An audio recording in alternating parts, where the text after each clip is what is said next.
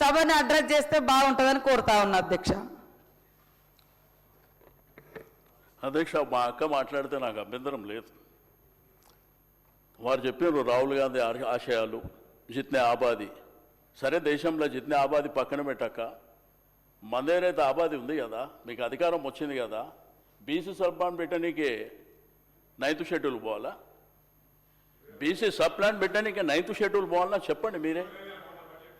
20,000 కోట్ల బడ్జెట్ కోసం లేదు, మా నాయకులకు మంత్రి పదవి ఇవ్వడానికి కూడా 9th షెడ్యూల్ పోవాలా? కాంట్రాక్ట్ 42% మీరే చెప్పింది. నేనేమి అధ్యక్ష కామారెడ్డి డిక్లరేషన్లో చెప్పింది మా గిరిజన బిడ్డలు వాళ్ళకు కూడా ప్రాతినిధ్యం మీకు ఇచ్చిండ్రు, ఇంకొకరికి అవకాశం ఇవ్వాలి కదా.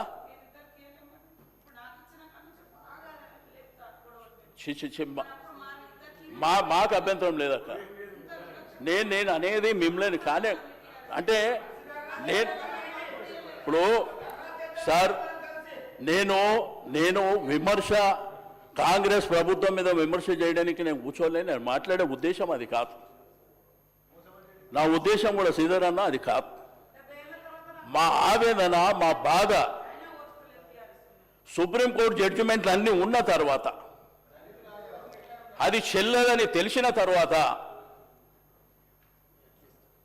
మీరు బీసీ కమిషన్ వదిలిపెట్టి డిపార్ట్మెంట్ అన్నారు, ఆర్డినెన్స్ అన్నారు, జీవోలు అన్నారు, కేసీఆర్ పంచాయతీరాజు రిజర్వేషన్ అని చెప్పి పెద్ద మోసం చేసింది అన్నారు.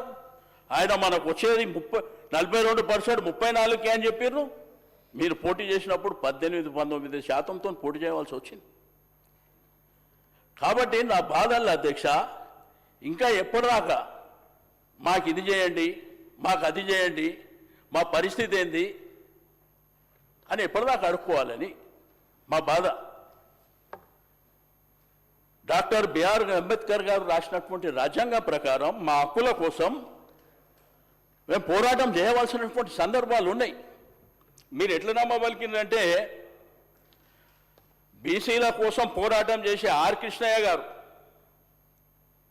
జాజుల శ్రీనివాస్ గారు, అదేవిధంగా ఎర్ర సత్యనారాయణ గారు, కృష్ణ, మా రాజారాం యాదవ్, వాళ్ళు కూడా బోల్తా పడిపోయారు అధ్యక్ష. ఇది నిజమే అనుకొని సన్మానం చేయనీకి వేరు, 30 ఏళ్ళ నుంచి పోరాటం చేస్తారు. అదే జస్టిస్ ఈశ్వరయ్య గారు, చిరంజీవులు గారు ఇది సచ్చినా జరగదని ఘంటాపదంగా చెప్పారు. ఆ తర్వాత రియలైజేషన్ జరిగింది. నేను అడుగుతా, సరే అధికారం, రాజకీయాలు, లేదంటే వాళ్ళు చేయాలని వీళ్ళు చేయాలని మమ్మల్ని యునానిమస్గా ప్రభాకర్ అని చెప్పిండు, మేము ఇట్లా బిల్లు పెడుతున్నాం, మేము సపోర్ట్ చేయాలి, 100% చేస్తామన్నా చేసినాం. కానీ ఆ రోజు ఇది జరగదని చెప్పినాం. కులగణన చేసినామంటే ఈ నిండు శాసనసభలో ముఖ్యమంత్రి గారు 16 లక్షల మందిది చేయలేదని చెప్పి అఫీషియల్గా చెప్పాడు. అవన్నీ ఎట్లా చెల్లుబాటు అవుతాయి? మా రాజకీయ ప్రాధాన్యం ఏది? మాకు ఇస్తా అన్నటువంటి కాంట్రాక్ట్లు ఏవి?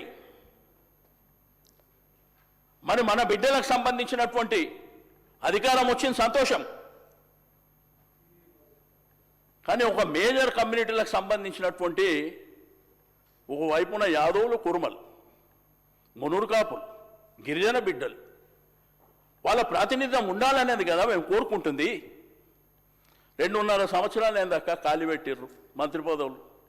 వాళ్ళు ఇస్తే సంతోషపడి మా జనాభా కోసం, మా అణగారిన బిడ్డల కోసం పోరాటం చేస్తారు కదా.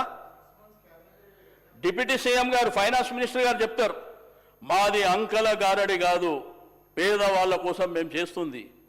మరి బడ్జెట్లో మీరు పెట్టింది ఎంత? ఫస్ట్ ఇయర్ పెట్టిరు 9,000 కోట్లు, ఖర్చు పెట్టింది 1,932 కోట్లు.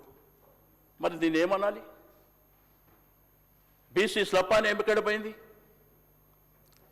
కాబట్టి దయచేసి నేను పెద్దలు శ్రీధర్ అన్నకు, మా శ్రీధర్ అన్నకు, ప్రభాకర్ అన్నకు, మా సీతక్కకు చెప్తున్నా, మీరు క్యాబినెట్లో మాట్లాడండి, ముఖ్యమంత్రి గారితో మాట్లాడి మా బిడ్డలు ఎదగాలి.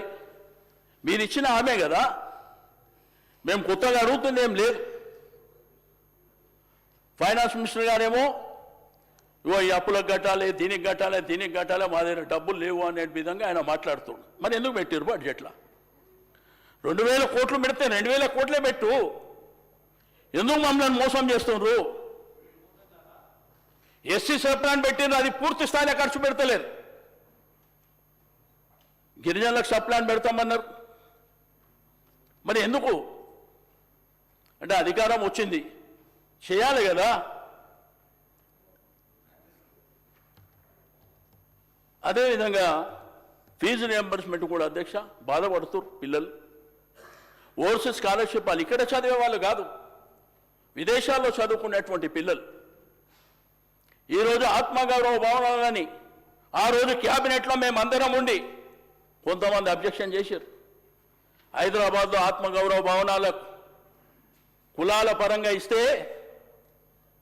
అంత కాసుని జాగిస్తారా, ఎక్కడనో జిల్లాలలో ఇవ్వండి అని చెప్పి ఆ రోజు కొంతమంది చెప్తే ఆనాటి ముఖ్యమంత్రి గారు కేసీఆర్ గారు ఒప్పుకోలే.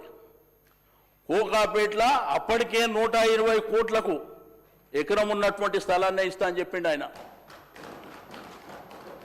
కొంతమంది చెప్పారు ఇవి మన కాస్ట్లీ భూములు ఇండస్ట్రీస్ కోసం లేదంటే ప్రభుత్వాల అవసరాల కోసం వాడుకోవాలంటే నథింగ్ డూయింగ్, ఇక్కడనే ఇస్తాం. ఎందుకంటే తెలంగాణ రాష్ట్రం తెచ్చుకున్నమే అందుకని చెప్పారు వారు ఒక ప్రయత్నం చేశారు. పూర్తి స్థాయిలో అన్ని జరిగినాయి నేను చెప్పాను, ఓ ప్రయత్నం చేశారు బీసీలు ఎదగాలని. 6,000 మంది పిల్లలు చదువుకుంటే 2 లక్షల మంది పిల్లలు చదువుకోనికి 1,25,000 రూపాయలు ప్రతి స్టూడెంట్ కనుక ఖర్చు పెట్టి మన పిల్లలు ప్రపంచంలో చదువుకోవాలంటే 20 లక్షల రూపాయలతో పాటు ఫ్లైట్ టికెట్ కూడా ఇచ్చినటువంటిది. ఈరోజు ప్రభాకర్ అన్నను అడుగుతున్నారు, ఆయనేమో మేము ఇప్పుడు ఇస్తాం తెస్తామని చెప్పి ఆయన చెప్పే పరిస్థితి లేక చెప్తుండే తప్ప వేరేదేం లేదు అధ్యక్ష.